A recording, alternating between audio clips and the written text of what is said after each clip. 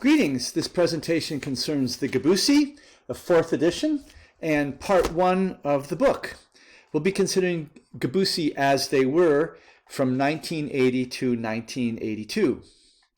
And you can see the traditional costuming here in the upper left, and traditional daily dress with a long nose plug with Yaba wearing it with a friendly smile in the lower right.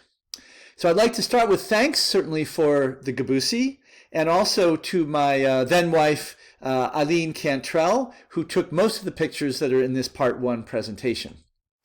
And here is a shot showing how easy it is to blend in with Gebusi back in the early period. Average Gebusi adult height is about 5'4" for men and about 5'2" for women.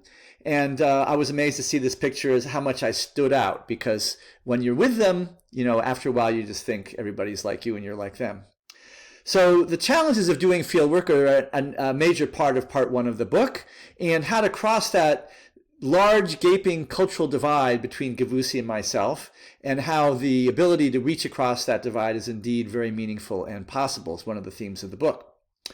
Okay, here we are. This is an old globe map, but you can see that the eastern part of Papua New Guinea, of the island of New Guinea, which is the country of Papua New Guinea, used to be associated in a colony of Australia, and before that of Britain, and now is an independent country of its own called Papua New Guinea. I like this picture because it centralizes New Guinea right in the middle of the world, whereas in most maps, you know, the Pacific is divided. We have North America and Asia on different sides. But from the perspective of Gebusi themselves, they are the center of the world. In fact, their idea of where people lived only extended a few miles away from them, and beyond that was considered the land of the dead, or places where no humans actually lived. Now here's a map of Papua New Guinea on the right, and part of Indonesia, West Papua, on the left. The red dots indicates about where Gebusi are, several hundred miles inland over a large swampy lowland area, a bit like the Amazon, and on the lowland reaches that start to abut the highlands of New Guinea, which raise up to peaks up to 16,000 feet in some places in the west part of New Guinea. But the Gebusi themselves are a very low-lying population at the northern reaches and an extensive flat, swampy, very hot, very humid area just 6 degrees south of the equator.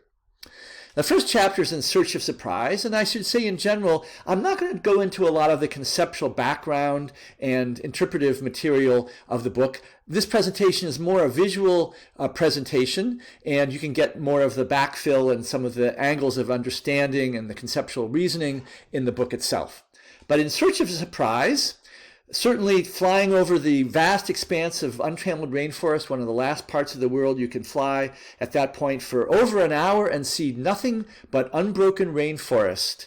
Those are the broccoli tops of the trees, as I call them, almost seemingly unending until a little airstrip appears and landing at the Nomad airstrip. Here are the first carriers. Didn't know Gebusi at all. This is after a few days landing. There's Swamin, Gono, Ui, and Howie going right to left. And they were my first contact with Gebusi people. And I was going on a patrol to find the people that I thought existed in the deep rainforest that didn't really exist there.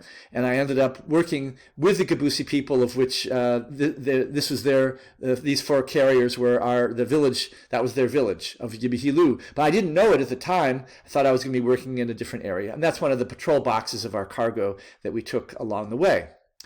Now this helps to show the insignificance of people in the relative scale of the rainforest environment. So here we see a young man, but he almost is lost in the foliage. And there's a real strong sense at this period, the primary rainforest is the environment, and humans are just one small species among them. Here's Boy, Sayu's mother, going down to the river.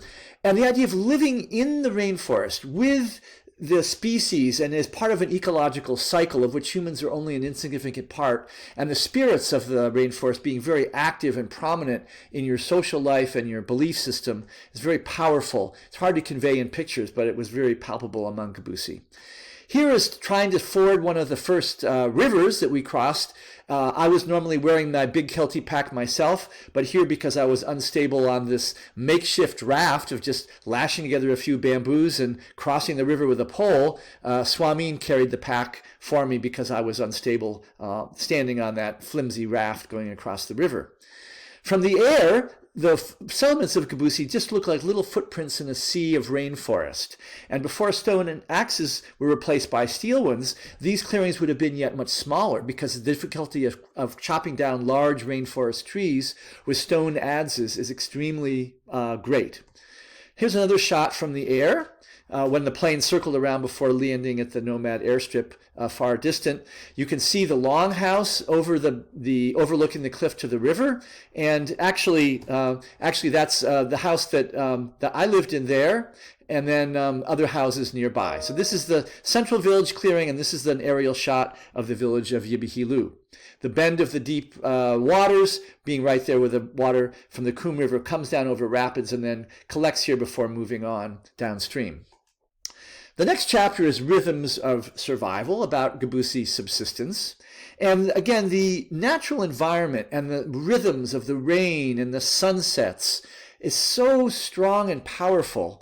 It's hard to convey in pictures or in words, but it's very, very palpable and extremely hot, extremely humid. And this is the village clearing. This is the longhouse from kind of ground's eye level. And you can just see all the rainforest around it, but just a small clearing hacked. And then there were some smaller family houses of different individual extended families in the same village clearing. But the central dwelling was the big longhouse with a huge roof made of sago thatched leaves. And you can see the smoke rising. There's no chimney. And that's actually adaptive because the smoke inside, although it does increase the incidence of pulmonary ailments living in that smoky environment, keeps down the mosquitoes, and the risk from malaria was greater. So even though people got malaria, its incidence was reduced by having somewhat smokier interior. So the fires don't have a chimney to let the smoke out of the interior. And here's Sayo standing in the main section of the longhouse looking out from inside of it. And here's a woman that's about to go into the women's section of the longhouse. Women are sequestered in a small portion of the house, as opposed to the main part of the house that's raised for the men. And then the lower floor that she's now standing on is open to both men and women. And you can see at this point there's no shame or embarrassment about a woman being seen bare-breasted. That's just the way that they dress. And you see a traditional grass skirt wrapped around her waist. This diagram of the longhouse shows the ground floor cooking area that both men and women can inhabit, with these fireplaces and benches along the side. And then the main part of the house that's raised with the big veranda overlooking the river was exclusive male space, except for special ceremonies that we'll see, and the men sleep along platforms. And the women, all of them are just confined to this very, very cramped women's sleeping space within the house, separated by a sago thatch wall. So when the men gather for the evening or have some of their spirit seances, the women can hear through the wall, but they can't see, and they're socially excluded from the event. Here's some shots just around the village, giving a sense of the ambience of it. And here is a small garden lean-to structure. Gebusi are very adept at throwing up a shelter somewhere to escape from the rain or to camp for a night or two. This is probably an hour or so walk from the main village. And many times, because these are the gardens, Gebusi walk to the areas of their gardens, and they may stay there for a few days to harvest or weed or hunt or process stego starch. And you can see the platform here where some of the food being kept above ground so the pigs and other animals can't get to it. And you also see the starch staple of the Gebusi here. These are bananas that grow very quickly, and then they're often picked before they're ripe or before they get soft, and the birds and the bats may eat them, and cook directly on the fire. They're kind of starchy plantains is their main starch staple. Now, the carrying capacity of the Gebusi is literally the women. Women do most of the carrying. They still do, but in traditional times even more so. And here are palm spathe plates and net bags made of forest vines that women carry in these tump lines across their heads. And they really do a lot of the work carrying the firewood, the food. They're considered very labor workers. And here's a woman with her child perched on her shoulders, as well as 2 net bags, and even her child has his own net bag. And so this is a visual indication also of how birth spacing has to be maintained, because if a child is too young to be able to walk, there's only so much carrying you can do. If she had another child, she wouldn't be able to physically care for it, because Gebusi do need to walk a lot at the stage between their longhouses and the settlements and their garden communities. Now, the introduction of steel axes, of which you see UI brandishing here, were extremely important to Gebusi even before they saw white-skinned people. Through trade, some of the steel axes came in and revolutionized in terms of being able to quickly cut down trees that would take many hours and days and even weeks to fell with stone adzes beforehand. And here's yours truly at a younger age, trying to lend my power to helping chop down these trees. This is actually the day where all those trees were taken out in one big master pylon stroke, as described in the book, in terms of clearing a large forest garden. The other subsistence activities include the processing of sago, which are large trees. They're kind of wild, but they can be planted as well. And the white starch here you can see are pounding out of the split trunk of the tree is pure starch. It's almost like that paper mache. If ever you made a diorama in grade school with paper mache, that's the pure starch, very little protein, and it's leached out through these palm spathe troughs with water, and then cake in blocks of pure starch, which can be stored for quite long periods of time, and are the kind of the secondary starch staple for Gebusi. It's a little bit like eating dry sawdust if you don't have anything to eat with it, but it does create carbohydrate calories. Gebusi have become, in more recent years, canoe dwellers, canoe users more frequently, but even in the early days they had some canoes, and this is very important because it allows them to ferry up and down the river and transport supplies and food back along to gardens which may be cut right along the riverbanks. Gebusi also are hunters and foragers, so as mentioned, they're a mixed strategy of partly doing horticulture or rudimentary agriculture, or horticulture, rudimentary food production, but also a lot of hunting and foraging in the mix. And here's a wild pig that's been killed and is being brought back into the village. It's not too common that they land these animals that are very dangerous to hunt with a bow and arrow, because they can turn on you, and also because there aren't very many of them. So Gebusi are relatively protein starved at this time, don't have a lot of protein, and really revere any chance for protein they get. And they forage for anything basically that moves can be eaten. Here's a woman, a young girl who's drinking from a forest stream, and she forages and finds some crayfish under a rock, and so they will put that on the cooking fire in the evening. Now, friends in the forest, we quickly found the Gebusi to be very, very friendly people and very endearing. They wanted us to stay with them. We wanted us to stay with them. And but their understanding of what we were doing and our understanding of what they were doing had great chasms in between. This is a senior leader from a neighboring village called Dadalibi or Kusambi, who doesn't know anything about writing or what writing is. So I'm trying to show him how it is that I can tell something about his kinship ancestry that I learned from other people about, that he was amazed that I could possibly know. And I said, well, I read it off these things that I wrote down. And he said, well, how do you do that? You know, so the idea that writing encodes things that you can refer to later was something different for him. And in fact, he may not have really known entirely what a camera was at this point either. He's looking at my then wife, who's taking the picture. Subsistence also includes aquatic resources. Here's a large river eel that Imba has caught. And here's some other folks that figure in our story. Here's Nalep, who was a strong character, and she also figures in chapter, I think it is 8 of the book. She's the one that got raised peanuts at a later era. And Mara, my Gumbui, the gift exchange name, he's the one who came on to me and tried to have a same-sex relationship with me, as described in chapter 5 of the book. A sweet guy, but not someone that I was going to be with in that particular context. And here's Howie, who has different guises and different clothing styles, and he's a jaunty fellow. He was the one that we thought would be a translator, but he really wasn't. And he's quite an interesting fellow. He's still alive, and we'll see his transformations over time. And here's Swamin, the spirit medium, who was the main spirit medium of Ibihilu village, who would commune with the spirits. And you can see here in his haircut, even at this early age, early period, they had adopted some of the haircut styles of the Australian patrol officers with a cutback hair and sideburns and so on. Traditionally, their hair would have been in kind of more Rastafarian ringlets with resin and ringlets down the back of their heads, but they've already adopted kind of Western Australian style haircutting due to the prestige of the Australian patrol officers. The country became independent and the Australians left in 1975, which was 5 years before we got there. And in places like Ibihilu, they may have seen very few patrols that came through once a year to count people for a census, but had very little contact otherwise with outsiders. Some of the women had never seen, many of the people had never seen a white woman, for instance. And so my then wife, Eileen, was very much a curiosity to them. Here's Tosi, a woman who was later accused of sorcery, of being a sorcerer. We'll encounter later. Quite a feisty, interesting, impish, and really very funny and interesting older woman. And then the next chapter, Lives of Death, where we encountered the fact that Gebusi death results from what? Virtually all deaths are accounted for by Gebusi as being caused by other people.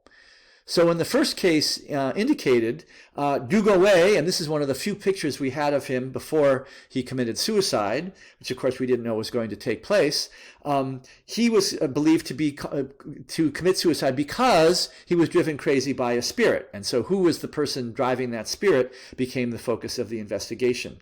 And this is the woman who was ultimately accused. This is Swamin's later wife, and she is there with her. This is her lover at the time, Sagawa, whose connection with her while her husband Dugaway was in prison was one of the factors that led Dugaway to commit suicide, or at least that's the reasoning that was in place.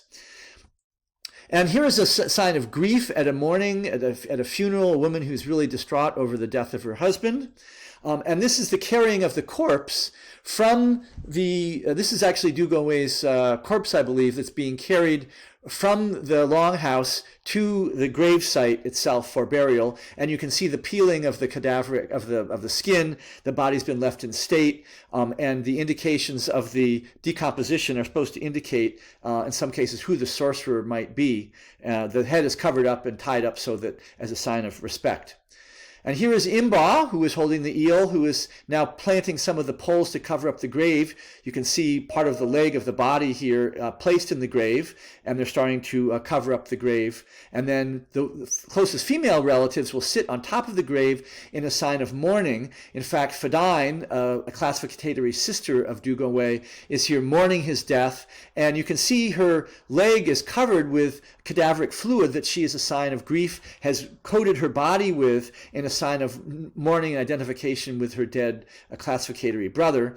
And also her leg is very swollen. She is a victim of elephantiasis or filariasis, which is a mosquito-borne disease that causes blockage in lymph nodes and causes irreparable and irreversible swelling in appendages on occasions. And she's a victim of that disease. And then the gravesite of Dugaway is left with coconuts and other implements that he had, net bags, to appease his spirit. His spirit is believed to be born out of his bloated body as he decomposes and flies away, but is angry about the death. The spirit's believed angry and revisits, so these gifts are left to appease the spirit so it won't bother people too much. And this is Howie in a different guise in preparation for a funeral fight. When a person dies, the funeral is a very tense affair, and relatives from other villages come and accuse the people that were closest to the person who died of not taking care of them and letting them die through neglect. And so Howie's ready to go to another village to start a funeral fight with relatives that he thinks have not taken care of his uncle who has recently died. Obviously, the black face of anger is one which is very prominent in Gebusi body painting symbolism. So here are men stalking with arms ready, bows and arrows, into a funeral fight. for the death of Dugongwei. And here's a funeral fight that actually erupts. This is actually over a different death. But you can see the two sides trying to club each other. They're not shooting arrows or kind of kill each other, but they're very worked up and they're going to try to hit each other. But you see a man in the middle who actually is Imba, the village, one of the village leaders, who's holding up a stick crossways to prevent the two sides from doing too much damage to each other. He's actually a kinsman to both of the different sides, and that's very important. He's a neutral party. It's a way for each side to voice their animosity without actually doing too much damage. And then afterwards they shake hands, smoke together, and tend to have a feast that certifies their amicability under those conditions. So here in the case of Dugongwei's death, you see Sialim, his wife, his widow, and Tosi, and the way, as described in that chapter, how Swamin as a spirit medium actually deftly redirects the accusation from Sialim, who is believed to be the sorcerer to begin with, to Tosi, who at this point nobody knows that she can be indicted as a sorcerer, and kind of lets Sialim off the hook, as it were. And then in future months, Sialim and Swamin strike up a relationship and actually end up getting married together. And here I am trying to make sense of it. You can imagine not knowing Gebusi and all these strange customs and different things and, very virulent activity going around, not understanding what's going on in the middle of guys with bows and arrows. And Gebusi were very accepting about my presence, and it was only gradually that I was able to piece together things over time, as I describe in the chapter itself, how to make sense of the chaos and the difficulty and the language differences and customs that were completely opaque to me. The Gebusi language was unwritten. No one had written things about their culture before or known about it, so that it really was learning it kind of on the fly through experience and trying to make hypotheses about wordsmen and what customs and beliefs there were. So piecing together things and trying to figure them out was a big part of fieldwork and a big part of how ethnography is actually done. So when you read it, it all seems like it all makes sense, but when you're experiencing it, it's quite a different story to begin with. The importance of kinship is one thing that really came through to me, and it's something that we touch on in chapter 4 of the Gebusi book, because it's a little bit like trying to watch a football game without knowing what a halfback or a fullback or a defense or an offense is, or who the kicker is. The different roles that people play in society and their social relationships with each other are really determined largely by kinship. And who sides with who and who does what is hard to understand just on the basis of personality as opposed to kinship. So knowing the different teams, sides, roles that people play through their kinship connections for societies like Gebusi is extremely important. And it's also important in terms of conflicts, in terms of who opposes who for what purpose and so on. So the diagrammatic relationship between people was extremely important in my field work, and doing elaborate diagrams of the genealogy charts and who is related to who was the patterns of marriage and in-law relationships and so on were also extremely important. And in terms of knowing how the society functions, in terms of co-residence, in terms of sorcery, in terms of alliance, in terms of residence, in terms of many, many different things, almost everything, kinship is really quite crucial and important. Now, one of the things that kinship inflects is when people get sick and, in this case, potentially die. This is a young man, Solwoy, in his 20s, who's very severely ill, and he's believed to be afflicted by a sorcerer. Again, Gebusi believing that all deaths are caused by humans one way or another. In this case, he's severely ill, so who is causing it is a big question. And Gebusi illness and death results from many causes, from my perspective: tuberculosis, influenza, malaria, many kinds of different diseases, malnutrition, helminthic and worm diseases, all sorts of overlapping and reinforcing causes. And it can be striking unpredictably at all stages of life. So a 20-year-old, somebody in the age of you who are students, could suddenly within a couple of months be dead based on illness. And so this unpredictability of life fuels this idea that somebody must be causing, or some other agent must be causing it. How to explain this idiosyncratic and pernicious death at different stages of life. So Gebusi believes about death is that sorcery causes all non-homicide death, that people have sent sickness to make people crazy or make them ill or cause the malevolence that led to their death in one way or another. And there are two different kinds of sorcery, which we won't go into here, but parcel sorcery, which is more in the community, where you would tie up leavings of the person in life and then burn them to kill them, or you take the form of a magical warrior and you assault them when they're unprotected in the forest, and then you eat out their insides, or believe to, and then sew them up so that there's no sign of the attack. They stagger back to the village and die quickly. It's believed that that's subject to a warrior attack of somebody who's secretly eaten out the insides of the person and then makes it appear as if that they're simply ill and then die quickly back in the village. And Gebusi believes strongly in direct reciprocity, kind of eye for eye, tooth for tooth. And so their notion is that the life of the sorcery should be taken in exchange for the life of the sickness victim at this time of Gebusi history. So that the idea is that if you killed someone through sorcery and you're the sorcerer, then you should be executed and in principle cannibalized with yourself eaten in the same way that you ate the body of the person you killed in sickness.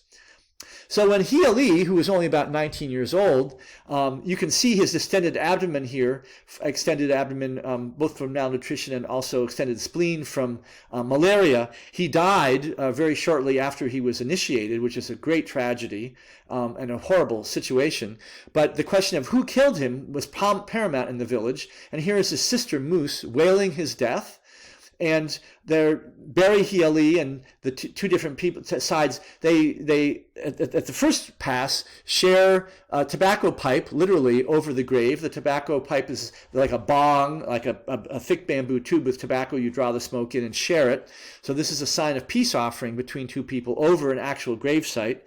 But in the case of Hiali, this was not sufficient to allay the enmity of Hiali's closest relatives, and Tosi was ultimately forced to do a divination in order to try to indicate her innocence, because they believe that she in the community caused Hiali's death out of resentment.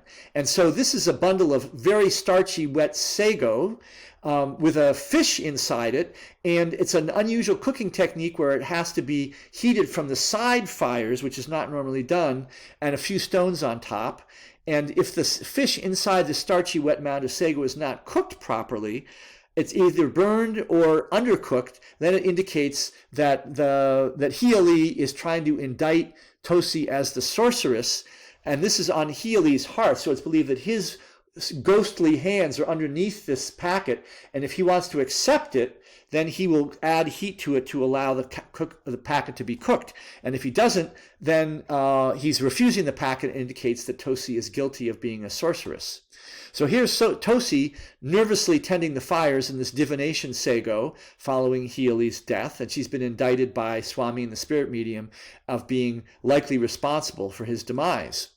And then the packet is opened with great fanfare, and whether it's cooked or not is subject to interpretation, but she is very demurely and humbly offering a piece of the sago to Hiali's full brother, Siyap, who's also Sayu's father, by the way, and he's accepting it, but very cautiously and skeptically. And in the mix of this, people are eating. Here's Moose, Hiali's wife, and Tosi sitting very demurely in public spectacle, having been accused of sorcery and trying to assert her innocence. And the sago is, by neutral parties, pounded and tested for how hard it is, how well cooked it is, and so on and so forth. And her relatives are looking on with bow and arrow in case they need to fight to protect her. In this case, we were taking pictures, which also advertised that we had a record of this if any violence took place. We didn't want to interrupt the ceremonies to weigh in terms of the intruding on their beliefs, but we wanted to have a record of it, and that was a subtle signal that if they tried to do anything to Tosi, we would have a documentation of who did what. In fact, it did split the village, where half of the village, or about a third of it, moved out because of the accusation. Tosi and her close relatives didn't want to live in the village anymore, and this group of people, Howie Hump and they left the village and moved out over the accusation of sorcery against Tosi, even though she was not killed or executed, as a sign of changing times that was less likely to happen. So how to make sense of all this was quite a challenge. You can imagine these things happen in machine gun fire fashion over time, and you're not really sure what's going on and how things are working out and who's doing what and why and what's going to happen next. You just really don't know. So writing things down, try to figure out, pondering, even figuring out the language was a major part of the field work, and under very hot and humid and trying conditions with a lot of creature discomfort in the mix. But as a result of this work in tabulating things, I found that Gebusi, their death distribution was quite striking through genealogies from the decades before my first fieldwork, from about 1940, as far back I could trace in accurate genealogies, up to 1982 when I left the field after my first fieldwork. And I found this. that of the total number of deaths from genealogy, as I was able to find, of 394, that a whopping 129 were homicides, or almost 1/3, and a significant number of female deaths as well as male deaths. And so if for every sickness one person was killed as the sorcerer, then the highest theoretical total would be 50-50. But I mean, this is getting very, very high. And then suicide very low, accident very, admitted to be accident very low and unknown. So a very, very striking proportion of deaths, one of the highest homicide rates known in the ethnographic record. In fact, if you compare Gebusi rate of killing each other in this period from 1940 to 1982, that if you estimate the number of deaths in Europe during the World War II, including the Holocaust, and all the deaths in battle and all the killings in the concentration camps and everything, the estimates are that per 100,000 population per year, it's between 455 and 600 per 100,000 per year, whereas the Gebusi rate is 683, and there is one case in New Guinea that's even higher, of 778. But you can see, extrapolated to a much larger population, how high the Gebusi rate of killing is quite extraordinary. Now, Gebusi perceptions of their own killings is very different. They don't believe that they're very violent people. They think they're responding to violence of sorcerers, because the indications are, if people die, the evidence suggests that there are different people associated with sorcery. And so the victim was a sorcerer.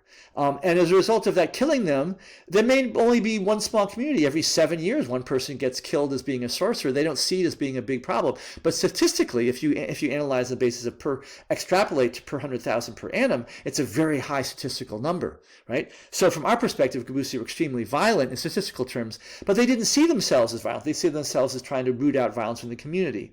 And then generational change is quite quick. Only about 15 years, so people wouldn't really witness that many killings in one community in their own lifetime. And young women were relatively immune from accusation, and that's the part of the population that was crucial for demographic reproduction. Young, fertile, childbearing women were relatively immune to sorcery accusation. So the population could reproduce itself, even though the rate of killing was quite high. And at the same time, the belief in good company was very strong. In fact, it was so strong that the idea that how could somebody die? Somebody must be hiding their antagonism and creating nefarious maliciousness through sorcery as a result. So Gebusi homicide, even at this early period, had reduced from the early pre-colonial period of a whopping almost 40% of all deaths being homicides, down to 23% during the Australian period of colonization, and then post-colonial in 7 years they're down to 19%. But I had no idea really what the trend was going to be. So when I went back as a leader for part 2, trying to figure that out was a very important piece of the puzzle. Now, as talked about in Chapter 5 on spirit, sex, and sexuality and ceremony, the sense of positive spirit and having fun and partying was very prominent among Gebusi, including among women as well as men, and they really enjoyed their ceremonies. And here are men whooping it up with great fanfare, with plates of food, giving to visitors at a feast, one of the lead up to the initiation feasts. And there are lots of dances. The spirit costuming here is very significant. The literal embodiment of the different spirits of the natural environment, the birds of paradise, the red, the couscous, the possums that live in the trees, the upper world creatures on the upper part of the body, and then the crocodile mouth drum and the crayfish claw rattles of the image of fish going over a waterfall in the lower part. So the lower world spirits on the lower part of the body and the upper world spirits on the upper part of the body. The symbolism being that spirits are awake at night when the dances are being held, and they're recommemorating the spirits of the spirit world in their dancing, literally embodying the spirits on their body and commemorating in joyful reunion with the spirits during their ceremonies, in this case leading up to the male initiation. But even without that, every month or so they would have one of these all-night, dusk to dawn feasts and dances with pounding of the drum and great festivity. Here's another shot of the same costuming, and you get a more dynamic sense of the rhythm of the bouncing up and down to the beat of the drum. And at the same time, in many of these, the men would be drinking kava, which is pipermethysticum, is a root that they would chew up and spit out into collective bowls, passing a lot of trims in the bargain, and drinking, which has kind of a soporific, it's not like alcohol exactly, but it's kind of a numbing effect that they would get a little bit stoned out on during a number of these feasts. And drinking kava was often an important part of the ceremonies. And then joking and having a good time is a great pastime. So here, this is a joke. This is Solwoi holding an axe, and Sagawa, the lover of Sealim, standing with his great bird of paradise costume, and he's joking. Solwoi is joking that Solwoi is so handsome and he's so attractive as a guy that Solwoi is so worked up he can't stand it anymore. He's going to have to kill him to alleviate the source of his frustration, right? So I mean, this is Gebusi humor, black humor of a sort, of like, you're riling me up so much in desire that I'm going to have to eliminate the source of the desire, namely you. And so he's joking he's going to split Sagawa's skull with an axe. And that's a big joke. You can see even Solwoi's got kind of a smirk on his face, but that's a pantomiming joking for the camera. And there's a lot of joking in social life among the men, crotch pulling and various kinds of things to signify, like locker room humor kind of thing. Now, the sense of bonding between men is very homosocial in terms of a lot of bonding and joking and bro together kind of behavior, but it's also sexual in nature as well, and that the older men will sometimes have the younger men who are just to be initiated or not yet initiated, they will receive semen, as described in chapter 5, through fellatio, through oral sex, from the older men to help in their growth and development. The belief that semen is a life force that is like a seed of masculinity that needs to be transmitted from generation to generation in important ways. And that's an important dimension of growth and development. It's not required, and not all men need to participate in this in order to become adults, but it is believed that it accentuates and facilitates masculine development. And men who are absorbing the semen and becoming virile and libidinous in their own can have sex with each other as well, as is described also between two of the initiates, Howie and Dolii, who were lovers at this stage going up to the initiation. So here's Mara, the same Gumbui, gift exchange Gumbui, who propositioned me, but he's ready to leave at the end of it. He's kind of satiated at the end of a feast, staying up all night and having eaten and smoked and drank, and maybe he had a little sex, we don't know. And he's going to stagger back to his village with a smile on his face, having had a good party all night long. So studying these dimensions of spirit mediumship and sorcery and so on led to a lot of all-night activities and staying up with Gebusi in a lot of these raucous song fests. And their sense of artistry and decorum and aesthetics is also very strong. This is a man now deceased named Sabo, who had a very strong sense of artistic finery. And you can see the delicacy and the way that they combine together just natural forest products, beads, red ochre, woven armbands, all natural forest products, but configured on body costuming, which is really quite impressive and delicate. Women also can dress up in quite wonderful terms. This is a woman whose name, Toim, means in Gebusi taboo. And men would joke that she was so beautiful that she would be taboo to them to even look at.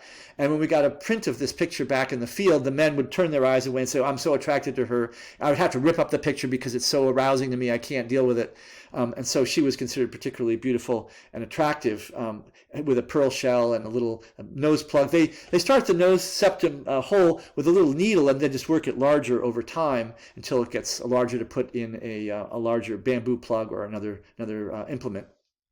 So here again is the traditional dance costuming, which is very significant and commemorates the beneficence of the spirits in their communion with Gebusi. And one gets a sense of Gebusi culture, or what I described earlier in the book as Kog Wai Yai, or togetherness, talking and cheering together, which I glossed as good company because they use this as a word to distinguish their own customs from other people's, and they really encodes a strong sense of their integrity and what they talk about is distinctive to their own culture and manifest in their ritual events. So Kog means friendship, togetherness, and similarity, and other Gebusi words reveal this. And Wa means casual talk, banter or friendly sharing. And then yai means cheers, cries of togetherness, and joking. And so these three morphemes together are one word, kogwai, which I glossed as good company, and which kind of symbolize, to my mind, the key elements of Gebusi culture as they represent it for themselves and to me as an outsider. Now, the final chapter of this part one of the book is Ultimate Splendor, about the Gebusi initiation, which in some ways is the acme of Gebusi good company and the epitome of their bonding and their ability to cooperate and bond with their spirits and themselves in combining the different kinship and residential groups across the tribal group as a whole. And it starts often with a series of ceremonies and rituals at which the outsiders come in from these settlements in mock displays of anger, but they're all costumed. This like amazing costume party of fanciful and very farcical and very humorous, but also serious antagonisms, yelling and screaming and bows and arrows plucking and a lot of pandemonium. And in the midst of this, the initiates go through several different trials in different stages of ritual. And this one, the yellow stage, or literally the in-between stage, where they're not really children, not really adolescent, but not yet full men yet, symbolized by the yellow color. They have these heavy bark wigs, wet bark wigs, tied into their hair, which are extremely painful when they're tied to the scalp. And they have to be supported very gingerly, and men have to, the initiates have to endure this trial of painful, they kind of hunch over to ease the weight off of his scalp, and then eventually they can take them off. But this is one of the trials of initiation. And then here without the wig is our friend Doliai, who later beheaded one of the men in the village, as described in the later part of the book. But holding a tobacco pipe, which is a sign of masculine virility, and the palm leaf between his legs, symbolizing his pent-up sexuality, that he's growing and he's ready to become a man, he's ready to get married. In fact, he's already had an affair with Nalep that was found out and almost prevented him from being initiated. And in fact, he already had sexual relations openly, or not publicly, but known to have occurred with Howie. So he's growing into adulthood, and the various symbols of the tobacco pipe, the nose plug, and the phallic leaf kind of symbolize that as well. So here you can see the unity of the different initiates in the similar yellow in-between costume lined up together in this stage of the initiation. And then off to the left, you have two women who are also beckoning the visitors for this display. And the initiates kind of stand in solemn fortitude against the bulwark of these antagonistic displays that are going on around them. They're also enjoined to give food, so there's a sense that they should be generous and trustworthy and not lie and not cheat and not, a lot of good maxims of moral conduct are given to them, and they are enjoined to be generous in giving food, serving it to the guests on these palm spathe plates. And then they get painted up in the final initiation ceremony. And this was taken just a few minutes before the rain started, as you know, ever reading chapter 6, that literally rained on the parade of the final initiation. And this is Howie, yet again in a different garb here, with Swamin, his initiate sponsor, painting him very carefully for the final climactic red bird of paradise ceremonies of the male initiation. Here it's starting to drizzle, and you can see an umbrella that we gave that puts up over Hypes as he's being painted, and then the rain got heavier, and so the ceremony had to be delayed by a significant period of time, which caused a great degree of challenge for a number of people that were visiting and hosting. But here, after the rain ends, is the full line of initiates, and you can see how their collective identity blends into unity, that they're all the same even though they're individually different, and they all have costume elements which are given through a range of different relatives who give the pearl shell around the neck and the bird of paradise and the bone dagger they're holding in their right hands. All the different costume elements are gifts from different kinsmen that bond together the social and kinship groups in the different residential communities of Gebusi as a whole. And here's my friend Ui in the red bird of paradise costume. And very, very beautiful and very humble. They're not supposed to speak. They're not supposed to be very active. They're supposed to be icons of beauty, but also decorum and silence and acceptance of, in a very humble way, of their being elevated to a new stage of life. Now, meanwhile, there's a lot of joyous hubbub going around. These are pigs which had been singed and splayed out. You can see the legs of the pigs on top of a bed of sago and greens, and that's one of the big feasting foods. A great delicacy to have lots of pigs killed is very rare, only happens every few years for these initiations, and it's a real feast of many people getting different kinsmen getting different parts and cuts of the food distribution, which is very important. So here they are at night making these big sago ovens, cooking on hot stones with people putting sago and greens and the meat on top, and then the visitors display and rush in and say, you know, as a mock raid. Gebusi were subject to raids where longhouses would be killed, burned, and people would be slaughtered, and so this is a mock display of that. Only now it's in fun and farce and in kind of excitement before the actual feasting takes place, and the visitors will yell and scream and make a mock sense of things. But the costuming display of the visitors is just remarkable. Their creativity in different ways of adorning themselves through natural forest products is just absolutely, to my mind, quite remarkable and stunning in a very culture that's very materially simple. This is Iwamus with a bone through his nose. This is my friend Uok. And the women also get dressed up. You can see they've got red, some of them have red ochre, and they're dressed up and they're smiling and they're very festive as well. So for this particular occasion, it's the one occasion where women are allowed to be, as a very male-dominant and very male-domineering culture, are allowed and even encouraged to play the part of a female spirit or spirit woman who's very seductive and salacious and attractive, which women in many cases in social life could be beaten for being too flirtatious in real social life. But the license of this occasion allows them and facilitates a community of festive socialization and flirtation across everybody. So here's one of the women. This is Dohain, who's now got grandchildren of her own, actually, but here she is as a young woman, very happy in the occasion. And this is a man who, as part of a comic relief of the ceremony, is getting dressed up in pantomime of a corpse. And that mud is supposed to symbolize the fluid of the corpse, and the papaya on his waist, and that little stringy thing is supposed to be like a swollen penis and testicles, which the corpse definitely, when they bloat in decomposition, the gases inside cause the genitalia to swell. If it's a woman, her breasts will stand up from the swelling inside and the corpse. And the eyes can actually bug out, so that's also symbolized by those rings he ties around his head. So he's kind of like a boogeyman scaring the kids. It's like a corpse is coming into the settlement and scaring people, and a sign of great excitement and humor, a little bit like a boogeyman in Halloween or something like that, scaring people. And then forced feeding, and feeding that even more you can possibly eat. Here Gono is being force-fed pig fat, which is a delicacy. And the giving of gifts to the initiates also. Here are bows and arrows carefully carved from different kinsmen. Each man receives them as a symbolization that they are now a full adult man, and they can legitimately use bow and arrow in warfare if it were to be called for, given here by Imba, one of the leaders of the village.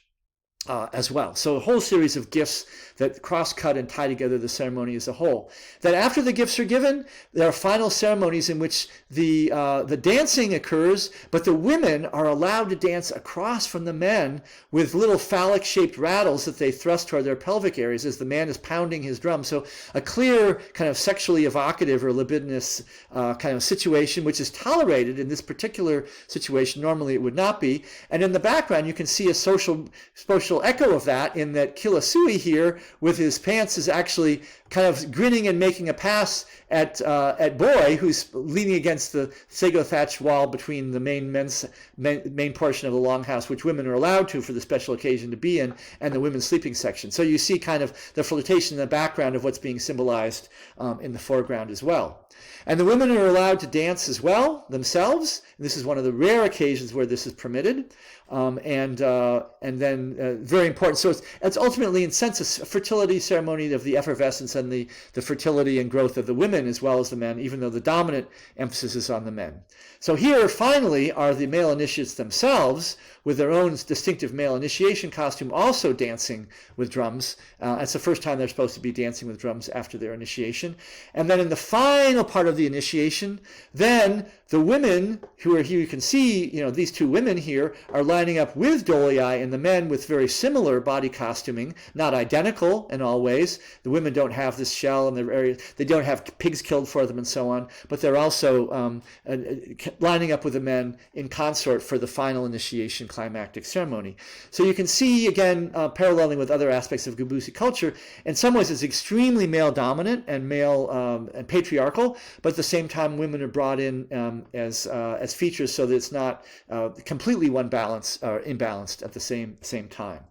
So here I am trying to make sense of, you can imagine how all this going on, piecing together afterwards, what's actually happening, who's giving what to who, what's going to happen next, not really having any idea what the next stage of the ceremony, whether it's going to be at night, whether I should be staying up all night, and when things are going to happen, who to go with, what I'm going to miss, and so on and so forth, being a very important field work.